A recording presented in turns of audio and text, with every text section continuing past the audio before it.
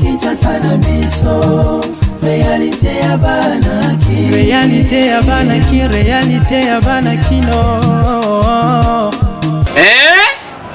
Buyukite, bukuyoka kaka. Kinshasa na biso, kin eleki partout. KNB, Kinshasa na biso, kin eleki partout. Kinshasa eleki partout. Mikolo nezabino, pardon. Jima sala yolo karatarate. Ya on a bien gayo. Jima mukende. Oumela. KNB, kin eleki partout. Rien à dire, toi on a terre envié, parce que kin eleki partout et l'osako liboso ambongo mosanto azate Céline Don Kardasha isongolo bizubai bana kin ke bana jago zape so kutanango KNB Telema qui chasse l'équipe partout Jimmy Mukendi Oumela KNB ko zape te so kutanango check ovandi. Abonnez-vous sur notre chaîne YouTube Kinshasa na biso. Vendredi et là mon abandonnion sur magazine na biso KNB oeza toujours wana pona ko informer bino pe pona ko lakisa bino ba réalité ya Kinshasa.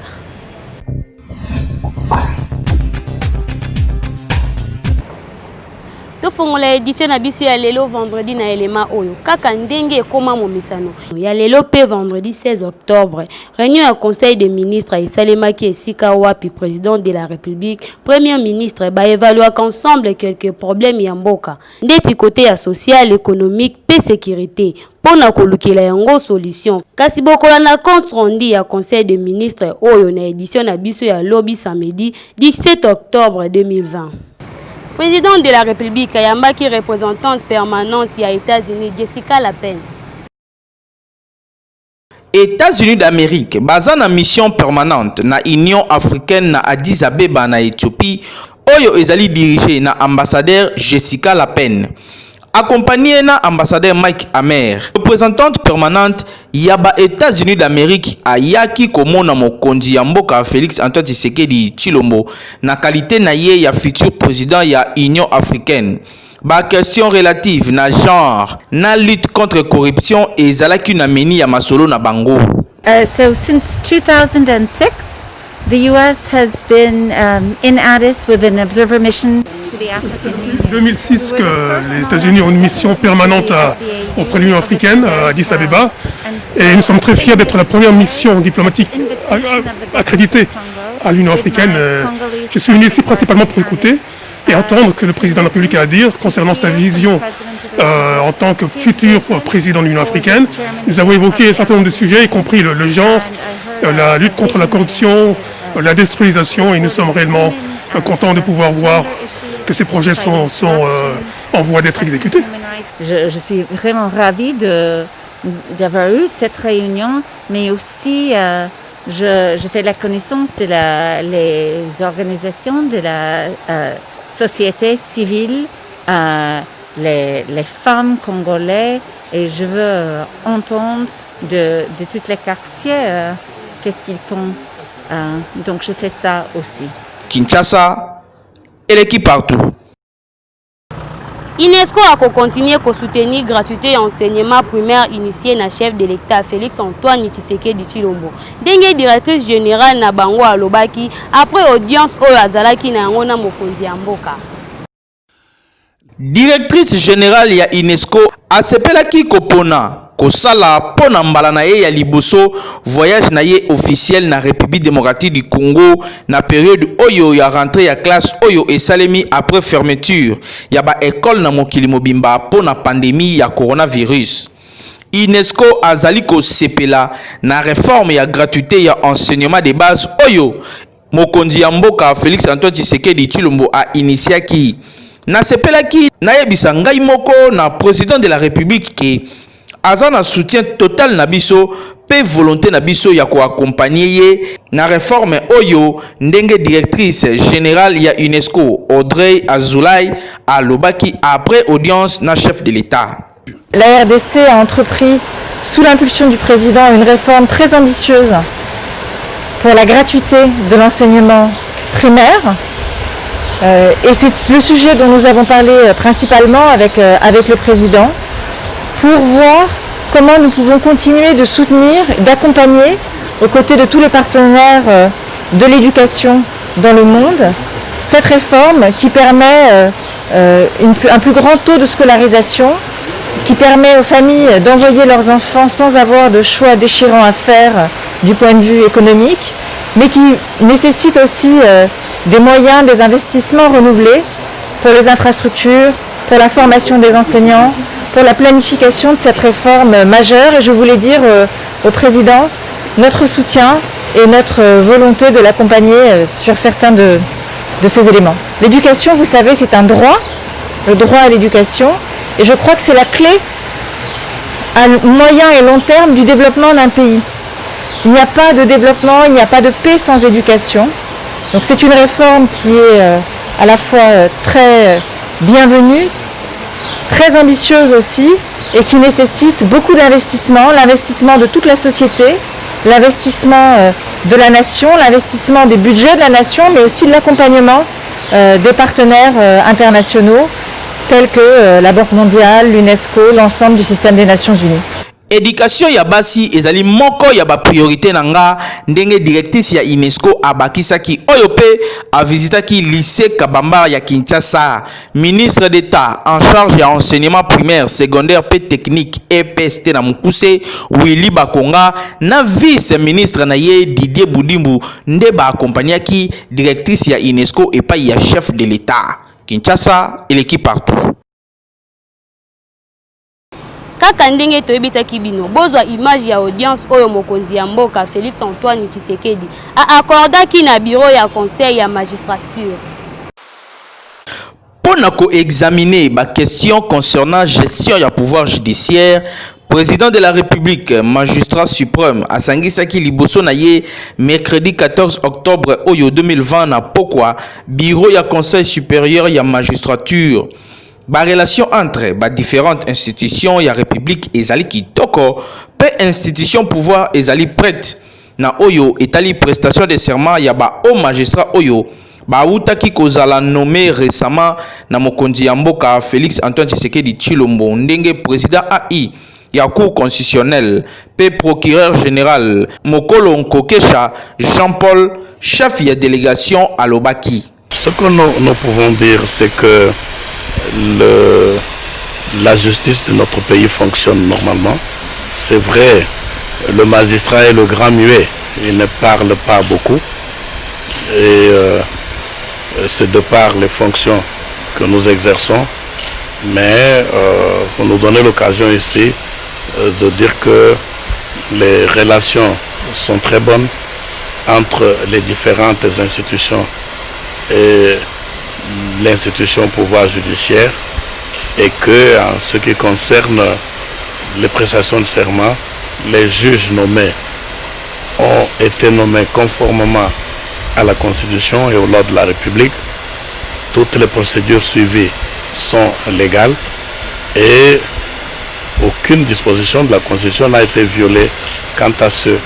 Et pour les nouveaux qui ont été nommés mêmement, ils prêteront serment et seront présentés devant la nation, le président de la République, le Sénat, le Parlement, le pouvoir judiciaire, et prêteront serment devant le chef de l'État. Et il n'y a pas d'équivoque possible. Toutes ces ordonnances sont conformes à la Constitution. Délégation ezalaki composée na président AI à Cour constitutionnelle, il y a premier président près la Cour de cassation, il y a procureur général près la Cour de cassation, il y a secrétaire permanent, il y a conseil supérieur, il y a magistrature, il y a président, il y a syndicat, il y a magistrature. Kinshasa et l'équipe partout.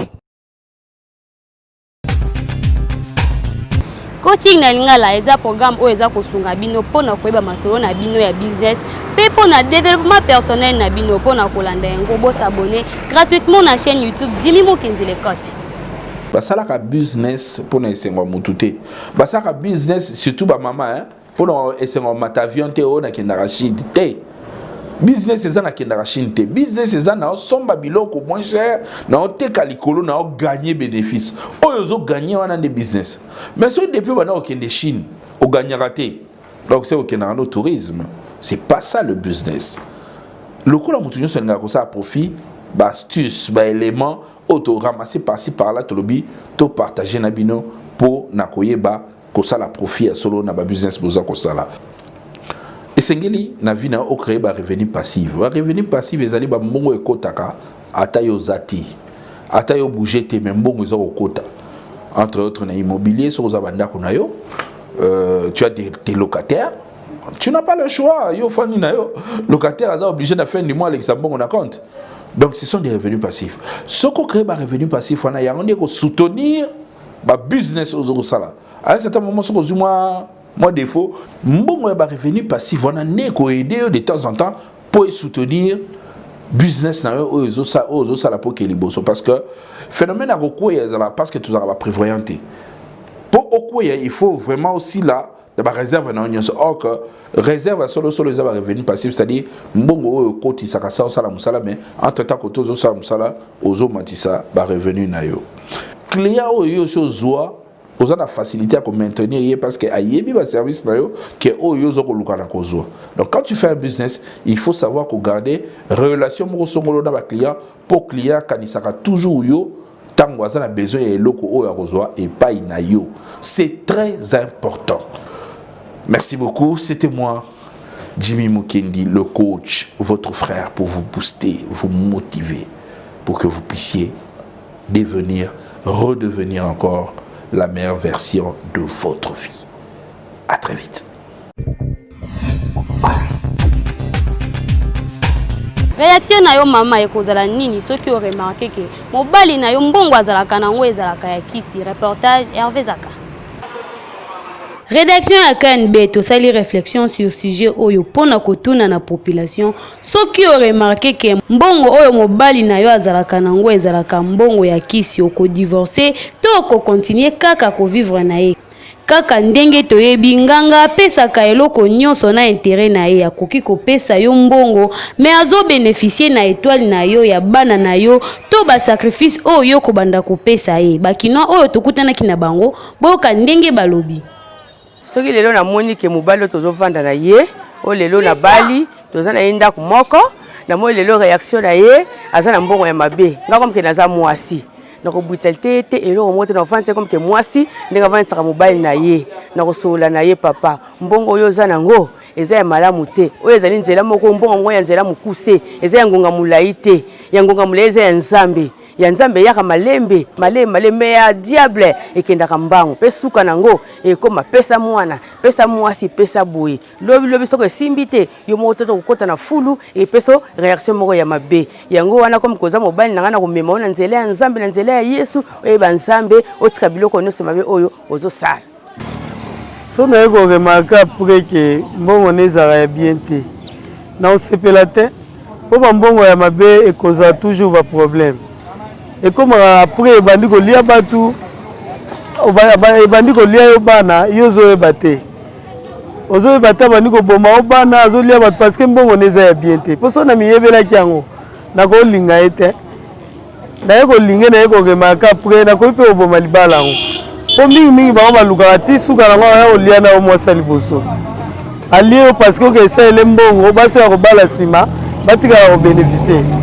Yamana tukali bala bongo eketinda ngapenza na bomango naza musika ya mobali ya modele wana so naza mobala bo conseil na opese pa na ye fo azela mbongo ya nzambe atika kozwa mbongo na vitesse mbongo ya vitesse eluka ba problème bobali ko perdre bana eza malamu te fo kozwa mbongo kozela ta ya nzambe ekokisama poso nzambe alobaki ozala na mbongo na vie ozala nango oyo apresse wana ezala nango kitoko te en tout cas na opekisa ye makasi.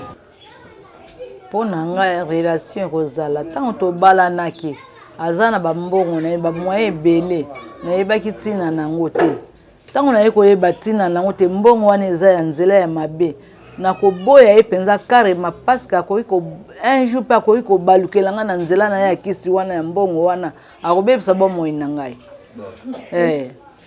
yango wana nazo pesa conseil na ba ndeko oyo bazana ba mibali bazandenga basala tension po mibala bakoyi ko balukela bango ba balukela bango na mbongo na bango mabe wana ya kisi wana akolekisa yo atio pe na kisi wana okei mais famille na eza na posa na yo tiki bango ke oko saela imbongo omoni eza malamu te fona boya eloko nazo banga liwa na boya natika famille nanga na boya natika bala nga bitike fona boya ye po eza mbonga mabe na utika ye po ya za meilleur na ngai te ya vie na ngai te azala misala mabe nga pe misala mabe anazala ngote nga nazala bonzambe ya azala sata tokoyokana te. Bon, normalement kotala ba moto boy lokola na yebaki mbongo eza ya misala mabe te tozali ensemble na yebo découvrir yango ya mbongo banzela mabe so na kati ya nzambe na relâcher so pe na ndimi makambo na nde to sa continuité mais normalement so mo na kati ya nzambe ala sum tozana esika moko te pour un jour awo baluke na makambo mususu nzela ya mbongo wana ya mbongo molili kolia mukolo balukela yo moteke mabe eza makasi. Mbongo ya kisi eza mabe makasi po ezalaka na ba conséquences ya mabe. Donc mama soki o remarqué eloko ya boye pa mobali na yo miliendisa na ba prière pour sauver mobali na yo pe famille na yo mobimba Kinshasa eleki partout. Comportement ya bato bazalaka salisi examen na hôpital mais traitement akei kozwa et passer à tout vie à quartier bon na docteur Gabriel ne a expliqué. Bato mingi bazalaka komona ya salisi examen na hôpital mususu mais akei koluka ser ya quartier to vie ya quartier po apesa ye traitement to yebaka te soki ezalaka manki ya mbongo to kokima ba dépense oyo basingaka epai ya ba docteur to kitaki na terrain pona kotuna ba conséquences nini eyaka na bato oyo basalisaka ba examen esika mususu pe akei kozwa traitement esika mususu boyoka ndenge docteur Gabriel a expliqué. Ezali vraiment na ya moko bandela eza vraiment mabe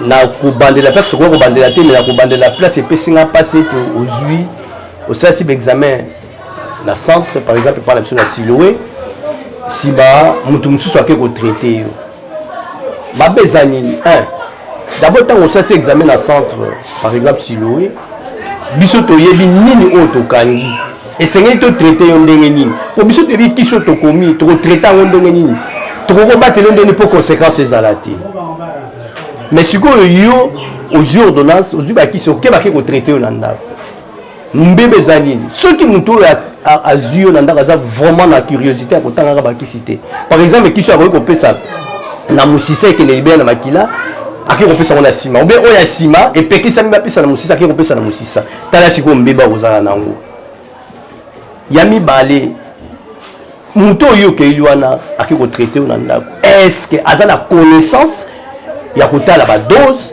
ya kotala ba sorte kisi toté parce que yo ke kuna aki ko traiter na ndako et que aki ko pesa dose eleka nzokandi et ko pesa intoxication ce qui a pesa pe dose amuke et lui ko bata sali résistance c'est là venu ba conséquence wana ya ngomi balé nous ta ko subir la mais ya mon pesi traitement te yo mbe malade mo zu traitement yo ne ko mi bebisa ce qui le yo nzamba sali grâce kene intoxication ana ibomi te ça va mais ceux qui appellent intoxication qui c'est que c'est très toxique et mais lui on a kufa faut yanani et de deux ceux qui pas appellent qui c'est dose exam qui a rien de résistance moyen de guérison exact ça veut dire eza malamu te que au sali examen et pas mususu na centre pakala somolo ba pesi ordonnance OK ko soma bakisi zonga na bakisi wana na centre wana bango moko ba bandaki na yo traitement bakeninga ko subisa yango po ete bango ba yebi to koma ikisi opona nini to yebi conséquence akisi to yebi le bienfait akisi oyo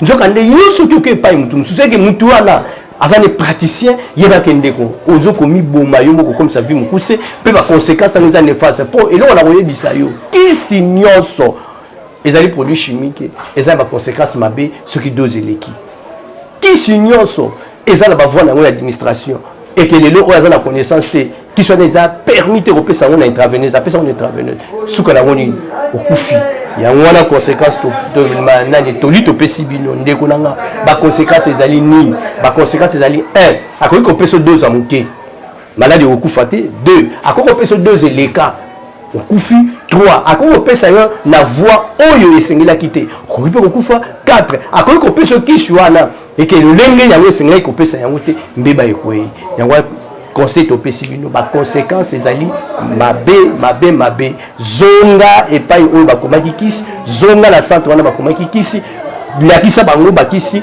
batala est-ce que bakisa yango mpe ekoki te yango lisusu conséquence mosusu wana ezosenga ekokozwa tosomaki ndambo mais ya kokipe ndambo wana osomaki te mais biso tolingaka osomi bakisi nyonso mpo bandi traitement mpona bolamu nyonso et puis bolamu eza lisusu nini la conséquence à ma bekunda na santé bayebi ndenge nini bakolandela peut-être on ça la réaction moko boy en pleine kiss barinde ko bagir mais si on ça les réactions kuna lelo resuka dede le temps que l'on anda ko na tiba me mayo la santé place peut-être on sait examen ko mona ku fana kati na zela ya ngwana ba conséquences ezali mabe ezali été akoki ko bebisa nzoto na dose apesi ya moke akoki kolekisa yo mpe dose akoki kopesa na voix oyo esengelaki te okoki kosala réaction eke toyebi te soki bakisi wana nyonso okokisaki alors bandeko conseil topesi bino boyoki baconséquence na pesi soki bakomeli yo kisi zonga epai mungango akomaki kisi na centre wana banda kozwa traitement kuna bango moko balandela yo ntina suka eke soki esimbi malamu soki mpe esimbi te bayebi ndenge nini bakoki kosala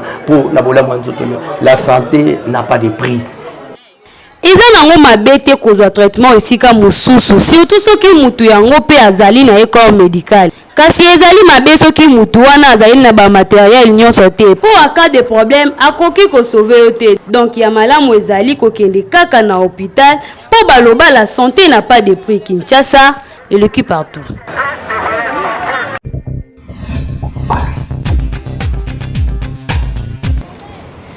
Depuis jeudi passé 8 octobre, maman ya Koufi Olomide akufaki na Paris. Bolanda extrait ya dey na ye sans commentaire.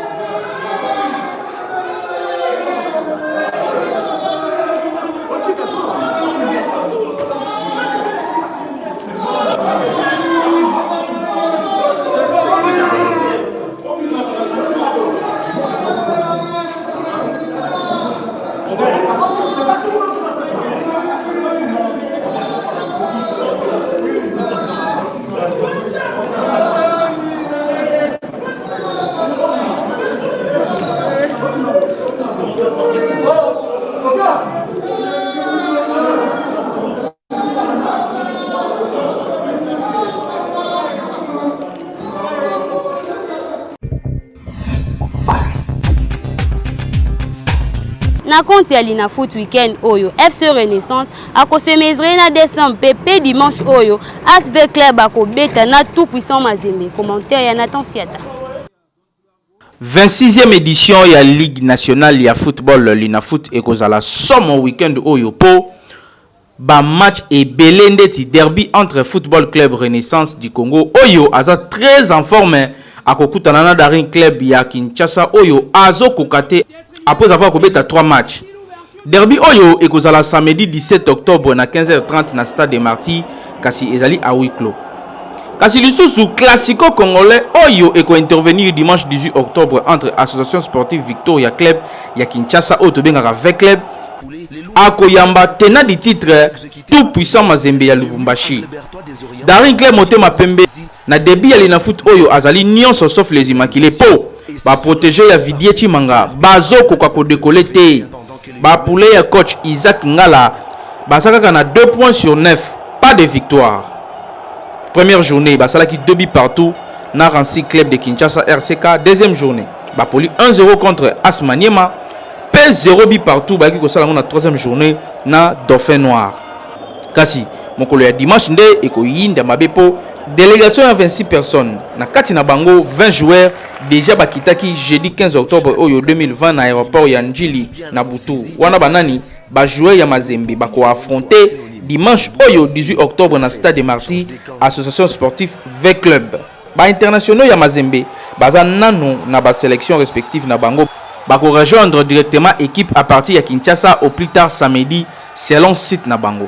Année passée, 2 grands clubs bakabonaki na score vierge ya 0 but partout na Kinshasa na match aller ya championnat le 1er septembre 2019.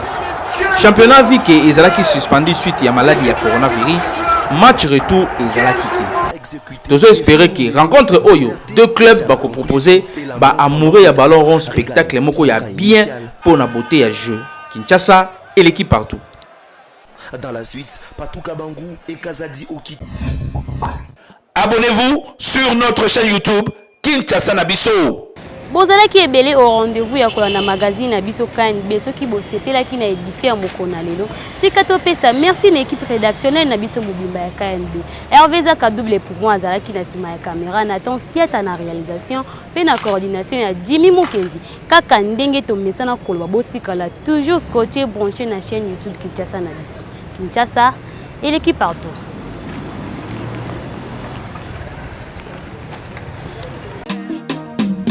Magazine,